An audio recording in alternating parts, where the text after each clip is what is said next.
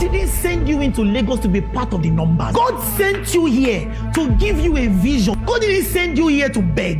Yes, God didn't send you here as a pauper. Yes, In Jesus' joy, can we welcome the prophet of God, the prophet Angel?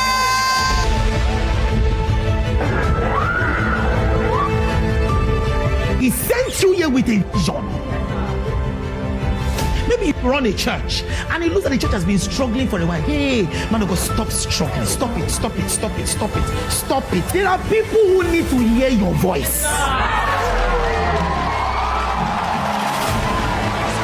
That old well of power. I fill up with grace again. I fill up with grace again. I fill up with grace again. I fill up with grace again.